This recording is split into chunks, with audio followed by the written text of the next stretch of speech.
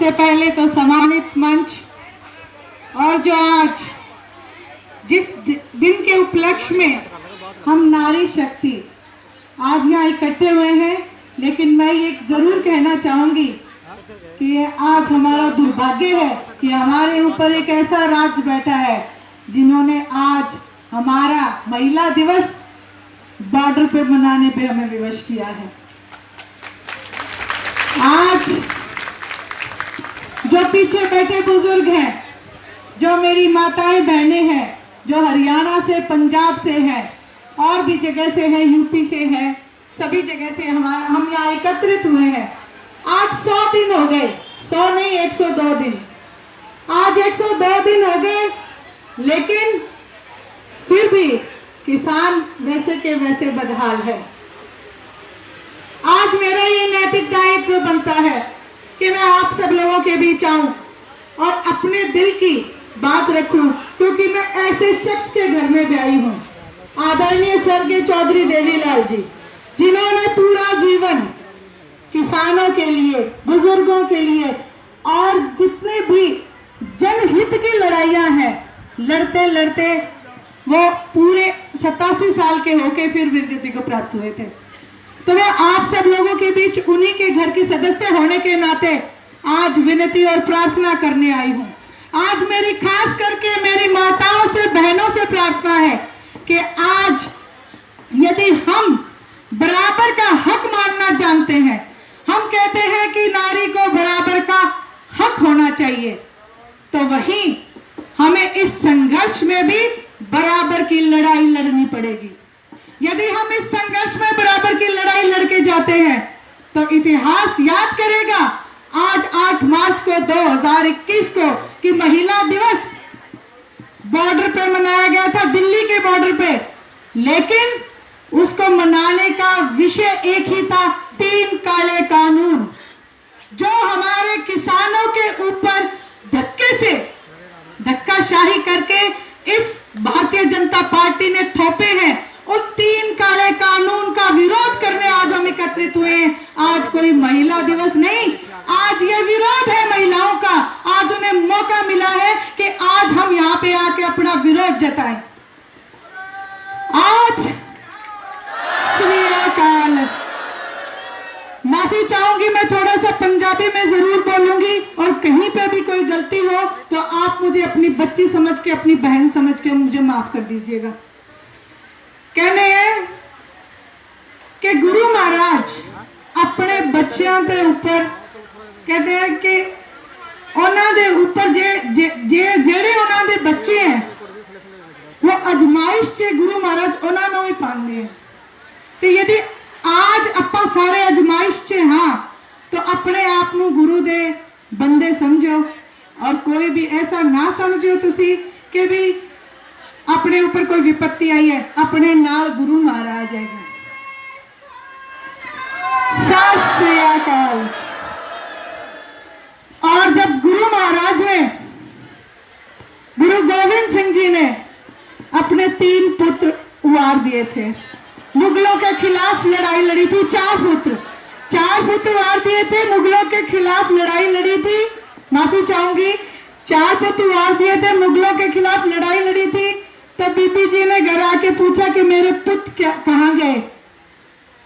तो उन्होंने एक ही जवाब दिया, 4 पुत्र वारे तो की होया, बचे कई हजार। यदि आज हमें इस बॉर्डर के ऊपर ये संकल्प लेना पड़े, मेरी माताओं को, मेरी बहनों को, मेरे बड़े बुजुर्गों को, कि हमारी जो शहादत हुई है, 200-250 किसानों की जो शहादत हुई है, हमें उसे जाया नहीं जाने देना। हमें उस शहादत का पूरा अपना, हमें उस शहादत का पूरा अपना वसूलना है कि हमें ये 3 काले कानून वापस कराने हैं।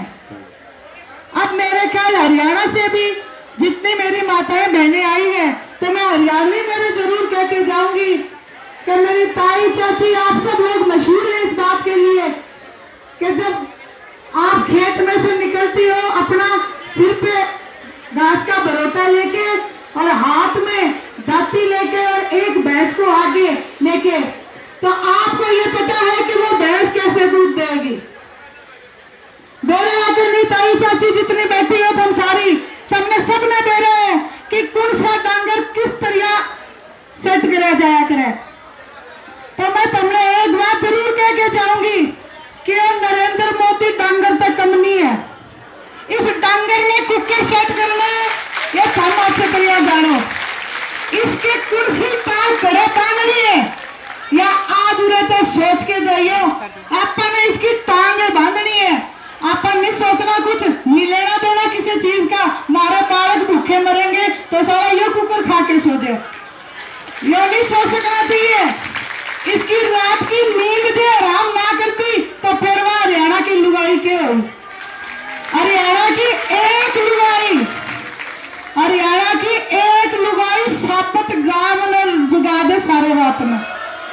और ये जुड़ से पूरे हरियाणा की लुगाई दिल्ली में आ गई तो ये मोदी भूल जाइए सोना।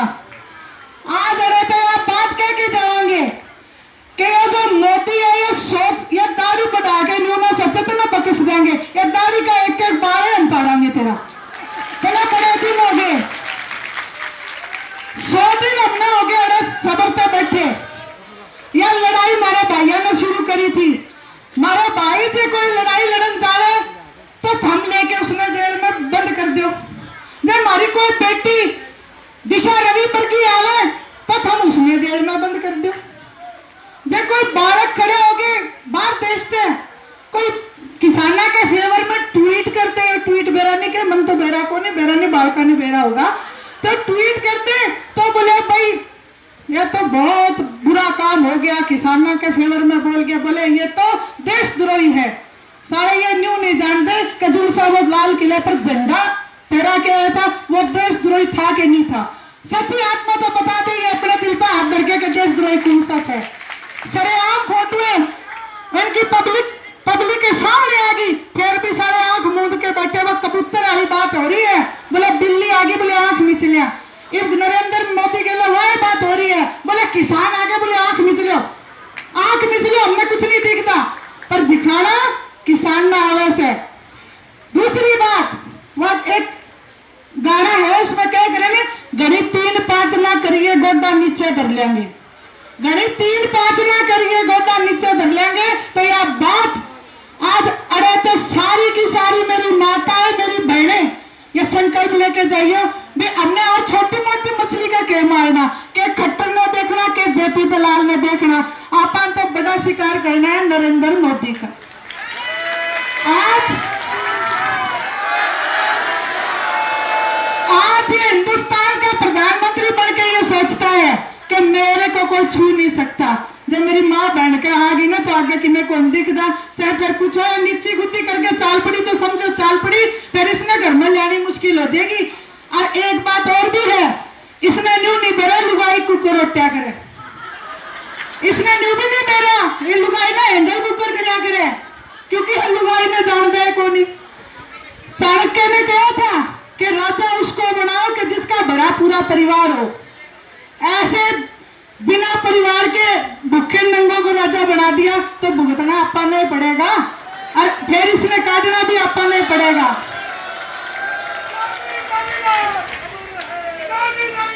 अमर रहे। और आप सब लोगों ने जो यहाँ आके जो सब्र का शांति का, आज एक किसान ने जो सब्र और शांति दिखाई है उससे यह सिद्ध होता है कि यहाँ पे एक एक बंदा बैठा वो किसान है। उसका कारण मैं आपको बताती हूँ, क्योंकि किसान एक मुट्ठी दाना जब अपनी फसल में बोता है तो वो उसका जब तक वो फसल बड़ी नहीं हो जाती उसका इंतजार करता है और वो सब्र से इंतजार करता है, उसमें पानी भी देता है, उसमें खोदी भी निकालता है और उसके बाद उस किसान को ये पता है कि इसको काटना कैसे है।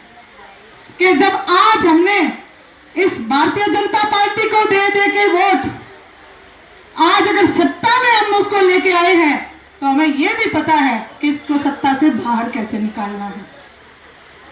आज जेपी दलाल जैसे संवेदनहीन व्यक्ति ये बात करते हैं कि बोले इनको तो घर में मरना था, ये शहादतें हुई हैं। यदि भगत सिंह आजाद नहीं होते, यदि चंद्रशेखर जी नहीं होते तो जेपी दलाल तेरे पास ये गद्दी नहीं होती। ये शहादतें थी जो आंदोलन लेके आई, जिन्होंने सत्ता को पलट के रख दिया। और कुछ किसान नेता कह के किसानों का अपमान किया जाता है। हमारे कृषि मंत्री कहते हैं कि भीड़ से, ये तो भीड़ है, भीड़ से कानून वापस नहीं होते।